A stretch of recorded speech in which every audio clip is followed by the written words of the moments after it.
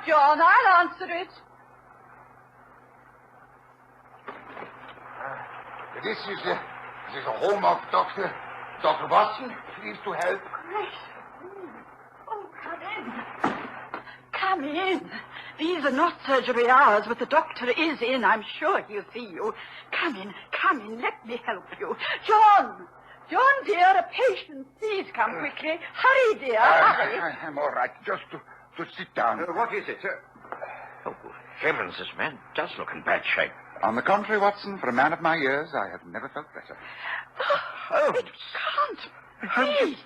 you've been dead for years.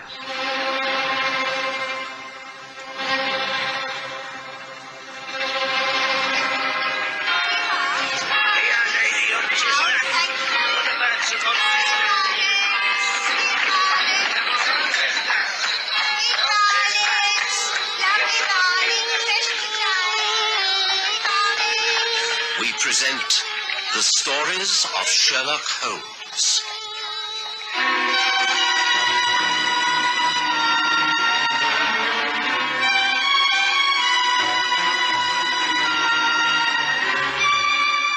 Tonight, His last dive.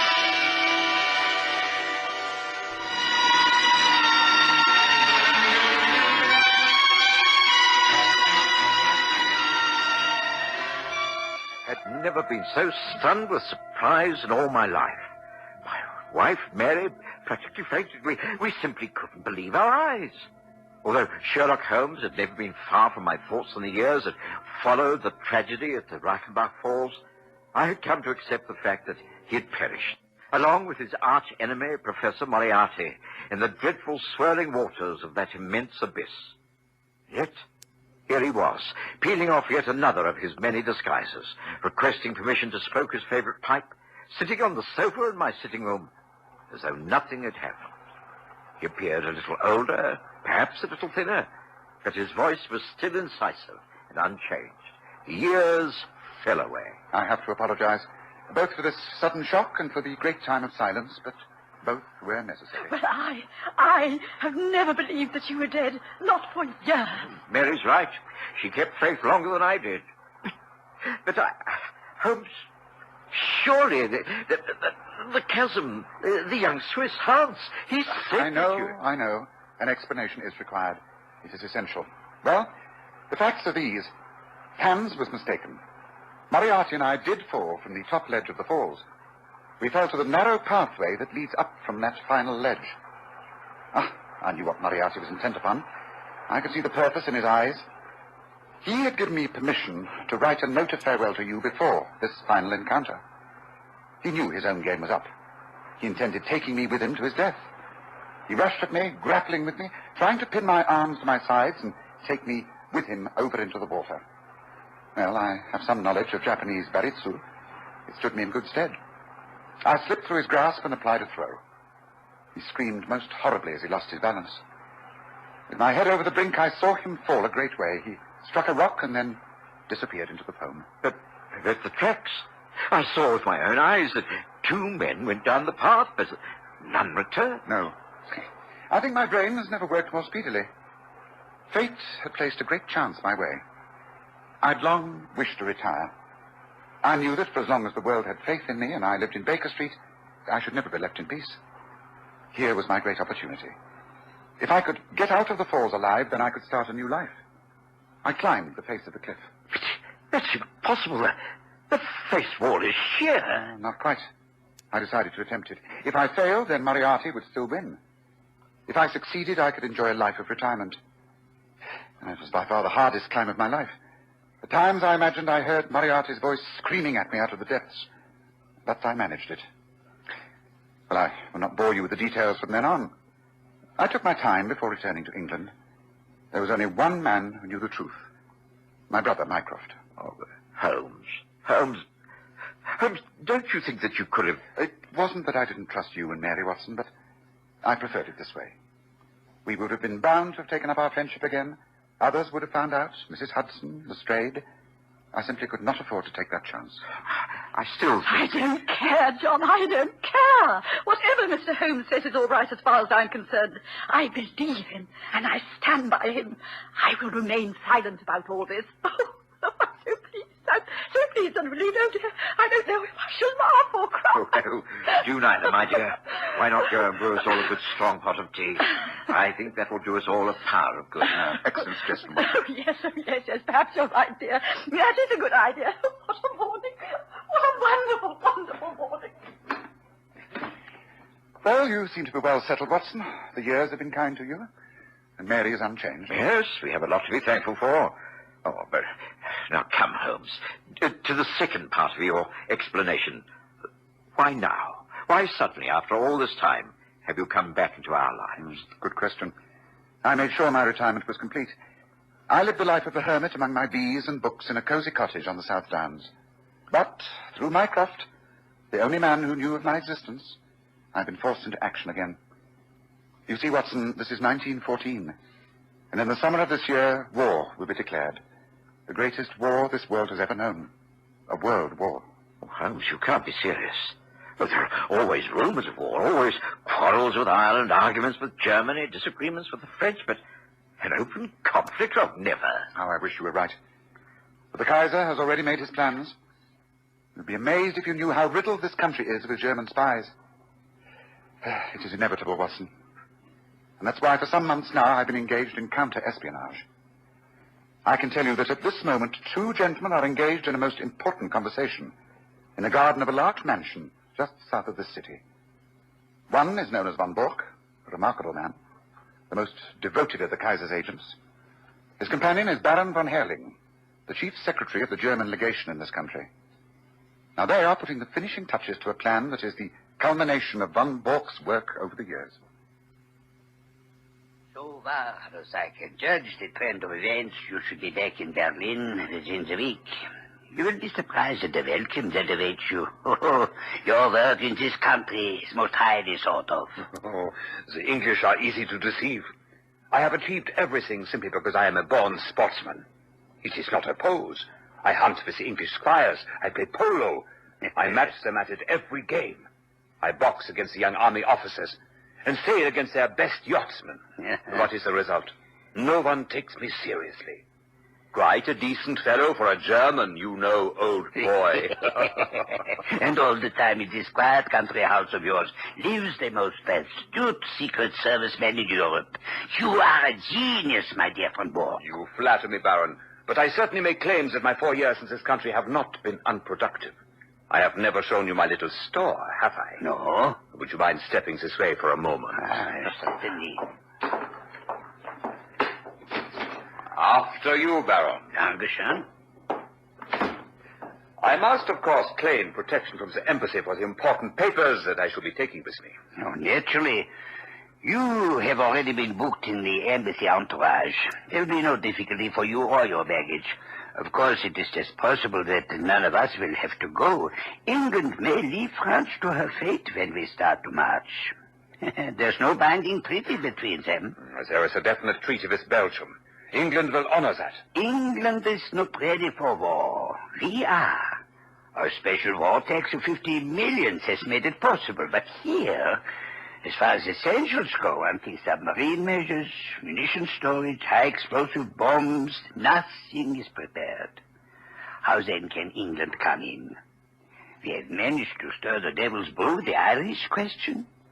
All England's thoughts are centered at home. She must think of her future. Yes, that is another matter. Mr. John Bull must decide whether to fight with his so-called allies or without them. But fight Germany, she must. This is a week of destiny. But come, you were speaking of your papers. Indeed I was. Here.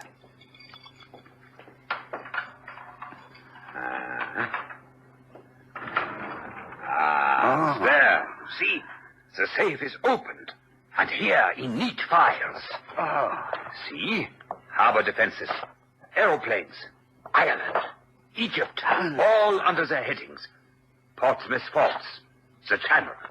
Each file is filled with papers and plans. Brilliant. Not bad for the hard-drinking, hard-riding country squire. But the gem of my collection has yet to come. It will go here under naval signals. But you already have a good dossier here. Oh, out of date and a waste of paper. Somehow the Admiralty got an alarm and the code has been changed. It was a blow to me. But thanks to my checkbook and the good man Altamont, all will be well tonight. Oh, a pity that I cannot wait. You can imagine that things are in an upheaval at the embassy. We must all be at our posts from now on. I had hoped to bring news of your great coup. Did Altamont name no hour? Here, read his telegram. Will come without fail tonight and bring new sparking plugs. Altamont. The sparking plugs? He poses as a motor expert, and I keep a full garage. In code, everything likely to come up is named after a spare part. If he talks of a radiator, it is a battleship. Oh. Of an oil pump, it is a cruiser, and so on. Sparking plugs are naval signals. I see. This was sent from Portsmouth at midday?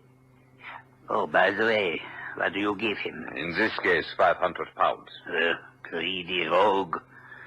They are useful, these traitors, but I begrudge them their blood money. I grudge Altamont nothing. He has never let me down. I know him well. I assure you, he is not a traitor. He is a very bitter Irish-American who is filled with intense hatred towards his country. Ah, Irish-American. With full Aryan blood on his mother's side. Must you really go? He should be here at any moment. I regret.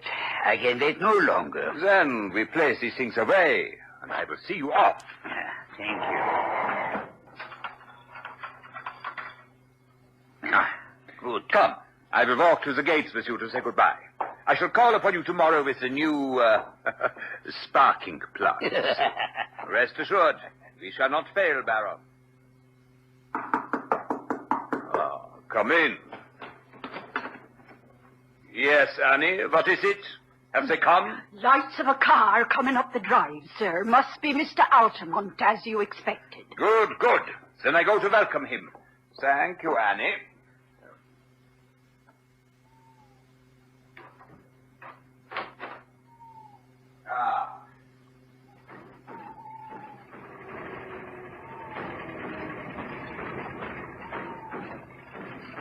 Well, just fine, Smith. Staying way behind the wheel, huh? Just so you say, Governor. Welcome, Altamont. I grew tired of waiting. Please do come in. Sorry, got kind of held up. Come in, come in. Now tell me, is all well with you? Well, it's great. Terrific. You're going to give me the glad hand here tonight, okay? Just wait until I show you. I'm sure bringing home the bacon. Come on, bring out the drinks. This sure calls for celebration.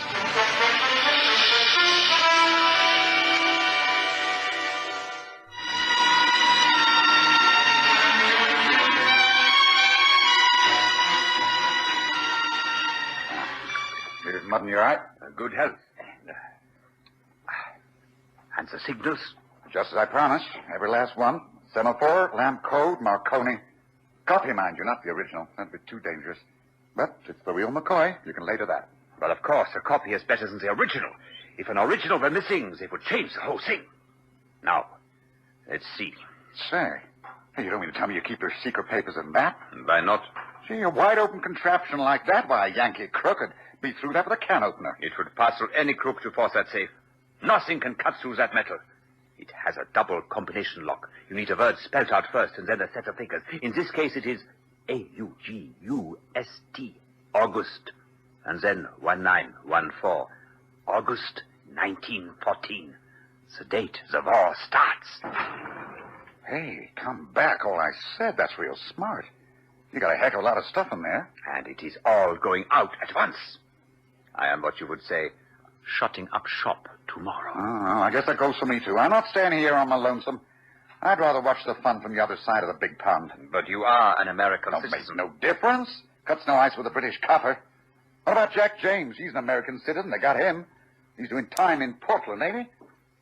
Incidentally, talking to James, it seems to me you don't do much to cover your men. What do you mean by that? Well, he was his employer, not so? It's up to you to see these guys don't fall down, and when they do fall, do you pick them up? It was James' own fault. He was too self-willed at his job. He was boneheaded, I'll give you that. But then there was Hollis. Ah, the man was mad. Bit woozy toward the end, I grant you, but he was proper bugged. And now there's Steiner. Steiner? What about Steiner? I got him last night. He and his papers are all in Portsmouth jail. You go off to Germany, and that poor turf will have to stand the racket, and lucky if he gets off with his life. How could they have got to Steiner? This is the worst blow yet. Well, we nearly had a worse one. For I guess they're not too far off me. You don't mean that. Sure do. My landlady down Fratton Way had some inquiries made. When I heard that, I guessed it was time for me to hustle. Oh, don't ask me how it's worked. I don't want to know. I know Steiner's the 5th man you've lost since I signed on with you. I don't aim to be the 6th. Are you ashamed to see your men go down like this? How dare you speak to If me I like didn't this? tell you the facts, I wouldn't be working for you now, would I? Oh, here's something more straight. I've heard tell that you Germans ain't sorry to see an agent put away once his work is done. How dare you suggest I give away my own agents? Well, there's a stool pigeon somewhere. It's up to you to find out where it is. Huh, I'm taking no more chances. It's me for Holland, on a ship from Rotterdam to little old New York. No other ship in line will be safe in a week's time. So, here's my last assignment. Now what about the dough? The what? The boodle, the reward, the 500 pounds. Oh, you don't seem to have a very high opinion of my honor. You want the money before you give up that book you've wrapped up. That's about it. It's all here in the book. After all, this is a business proposition. All right. Have it your own way. I will write you a check.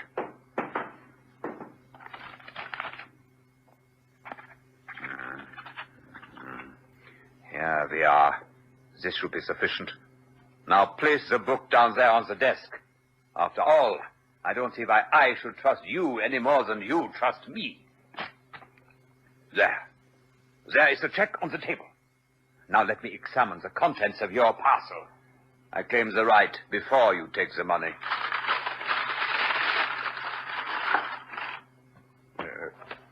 What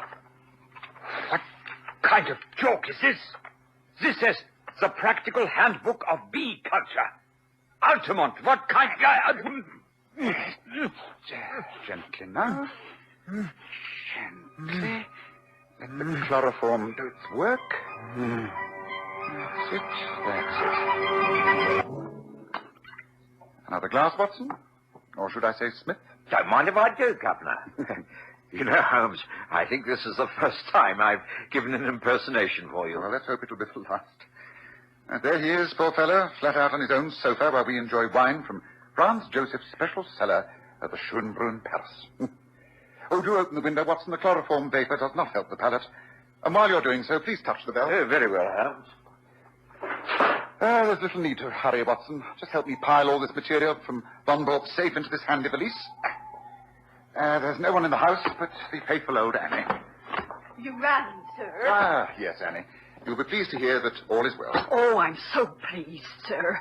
Oh, dear. He does look bad, don't he? Simply out cold for a short while, Annie. Nothing serious. Oh, he was quite a kind master, sir, within his rights, of course. He actually said he would pay for my passage to Germany. Can you imagine me living out there with all them Huns? It would hardly be suitable, would it, sir? Hardly. Thank you for your help. Now, would you be kind enough to take all these things and place them into my car? Also, telephone to my brother Mycroft and report that all is going exactly as planned. Very good, sir. It'll be a pleasure, sir. Are you sure you can handle his needs? I think so, Annie. I think so. But that will be all. Thank you. Thank you, sir. Well, Holmes, so far so good. You must have been impersonating this American Altamont for some time to have ingratiated yourself so deeply in the favor of von Bork. It's taken nearly 2 years and entailed actually living in America. But now I can return to my books and my bees. Here is my magnum opus, my book on bees. I intend to write a second volume, Observations on the Segregation of the Queen. Have you never missed the old life? Catching of ordinary, everyday criminals? Not really. The passing of Moriarty, I rather lost interest. It was only when the Prime Minister himself appealed to me, through Mycroft, to enter the game again and tackle this gentleman von Bork, that I felt any enthusiasm. Von Bork is a superb spy. He matched the English in everything. That's why I assumed the role of an Irish-American and was persuaded to join his team. Since then, I've managed to make most of his plans go subtly wrong, and I've placed 5 of his top men in prison. I heard that. I heard what you said, Altamont. Good. Because you, Herr von Bork, will be the 6th bird in the cage. I shall get level with you, Altamont. If it takes me all my life, I shall get level with you. That was the favorite remark of the late, but far from lamented, Professor Moriarty. Colonel Sebastian Moran was also known to have muttered it. Damn you, Altamont, for a double-dyed traitor. I am no traitor. Neither am I Altamont. Surely my speech now shows you that I am not an American. Altamont of Chicago had no existence, in fact. I used him and he is gone. Then, who are you? It's really immaterial to you, Herr von Bork. But I've had dealings with you and your kind. It was I who brought about the separation of Irene Adler and the late King of Bohemia. I also saved from murder Count von Grafenstein, your mother's elder brother. It was I... There is only one man. You are Sherlock Holmes. But they told me you died years ago. The High Command... It never does to believe the High Command. Now, if you'll be so kind, we shall take you to the car and then to Scotland Yard. You are not the police. You have no right under British law to threaten me and abduct me. You are kidnapping a German citizen and stealing his private papers. They will reject you. I will take that chance. Now, come. Watson, take the papers. Right. Von Bork, come. No point in resisting now. This is the end. No. Stay where you are. The almighty Sherlock Holmes. You chloroformed me, dragged me down here, and forgot to even see if I was armed. The revolver, my German service revolver, left in my inner pocket. Well, this is the end.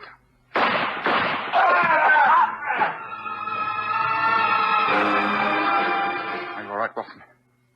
Yes. Yes, I think so. I'm not used to these high histrionics, Holmes. Neither am I, but I had to make him think he was winning. I had to make him think that I was stupid enough not to check the revolver and replace the bullets with blanks. Yes, the only way I could let him escape with confidence.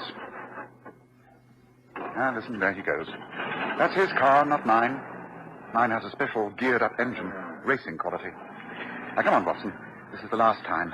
My final bow. Now, let's get after him. He's the only one who can involve the Baron and lead us to the rest of the conspiracy. Holmes took the wheel of the motor car, and as we raced up the country lanes and out into the well-made roads, I pondered yet again on this strange twist to the autumn of our lives. Gone were the hansom cabs. Taxis were now replacing them. There were even motor buses, and the horse bus was fast disappearing. The Underground Railway tunneled its way under our very feet. What lay ahead? The hideous cruelty of a modern war with trenches and shelling, bayonet fighting, and even war in the air. It seemed that a curse of the Almighty hung heavy over a degenerate world, and there was a feeling of doom in the sultry and stagnant air. Holmes dragged me back to earth. There, look ahead. That's where Von Bork has left the car. He's rushed into the building. The lights are on. That means they can suspect nothing. Come, Watson. And careful now. The net closes for the last time. Careful. You are sure this is the truth, Von Bork? I am sure. Baron von Herling will vouchsafe for every word. Of course. We are lucky to have discovered the truth in good time. And we are assured that this Sherlock Holmes and his colleague are dead. I shot them myself. But we must act swiftly. We must cancel all previous plans. Our information is false if we act upon it. If we act upon it, the German war machine will start at a tremendous disadvantage. Herr Conrad, you must know as leader of the espionage unit in this country that Von Bork would never go to these lengths unless it were true. We must act now. I agree. The whole of our network is in jeopardy. I therefore disband this organization. You will all go your own ways, making for the fatherland with as much information as you can take.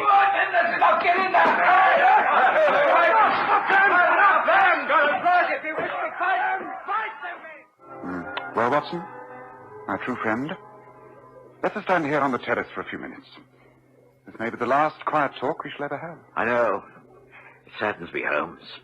I remember so much of the past. How many cases, the rooms at 221B Baker Street. Dear Mrs. Hudson and those precious breakfasts. Best meals of the day.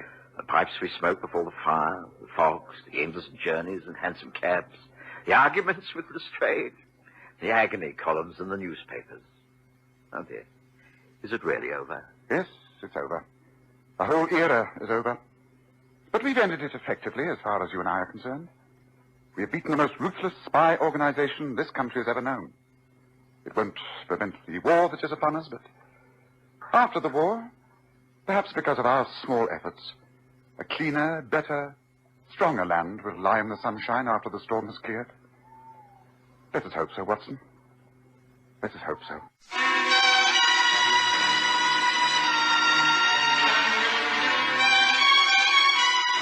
For 5 years, Graham Armitage has played Sherlock Holmes, and Kerry Jordan has taken the part of Dr. Watson.